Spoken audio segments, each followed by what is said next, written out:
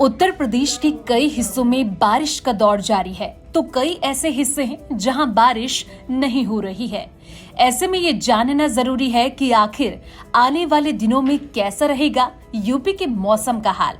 जानिए उत्तर प्रदेश मौसम अपडेट में एक्सपर्ट के साथ ये पूरी बात।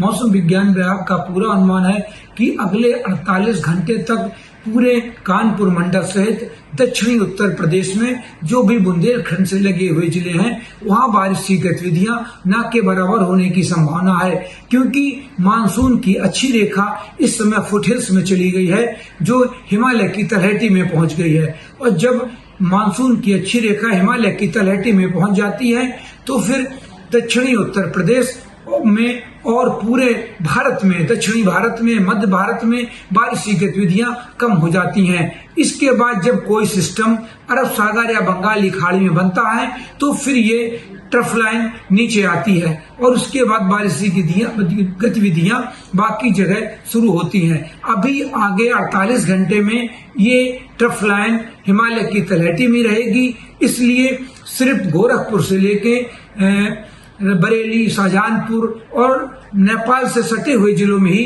बारिश और मध्यम बारिश और कहीं कहीं भारी बारिश होने की पूरी संभावना है। धन्यवाद। सरकार की प्राथमिकता जाति, मत, मजहब, क्षेत्र, भाषा नहीं, गांव है, गरीब है, किसान है, नौजवान है, महिलाएं हैं, समाज का प्रत्येक तबका है। ये उत्तर प्रदेश की योगी आदित्यनाथ की सरकार है जिसकी प्राथमिकता पर किसान है और सरकार की कोशिश है किसानों को एक साथ लाना, उन्हें खेतों में सिर्फ अन्न उपजाने वाले किसान से एक कदम आगे ले जाना, किसानों को ही उत्पादक बनाना और एक ऐसी योजना से जोड़ना जिसका नाम है कृषक उत्पादन संगठन यानी एफपीओ।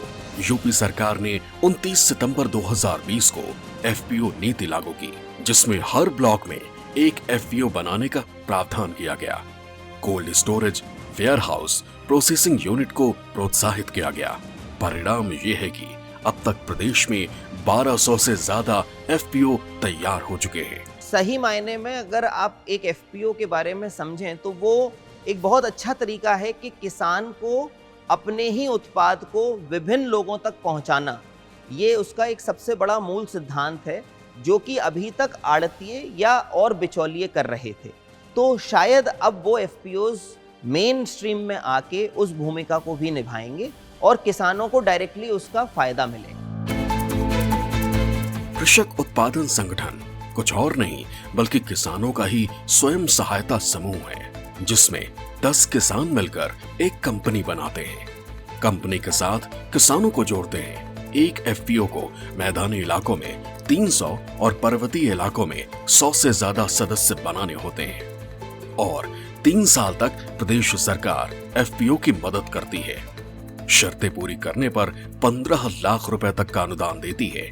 सरकार ने सोचा कि यहाँ क्यों ना एक एफपीओ बनाए। उद्यान विभाग के सहयोग से यहाँ पे एक एफपीओ का गठन किया गया और एफपीओ के माध्यम से जब किसान जुड़े और उन्होंने खेती तुलसी की तो यहाँ पे बहुत सारी कंपनियाँ जो माल लेने आई।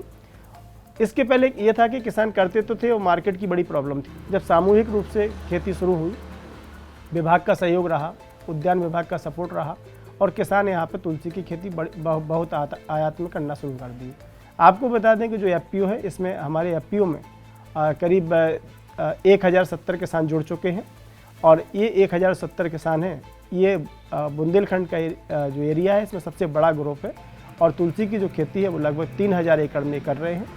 इन एफपीओ का ही एक उदाहरण है आगरा की दिव्य भूमि एग्री क्रॉप प्रोड्यूसर कंपनी। ये कंपनी सैकड़ों किसानों को अपने साथ जोड़कर बीज तैयार कर रही है।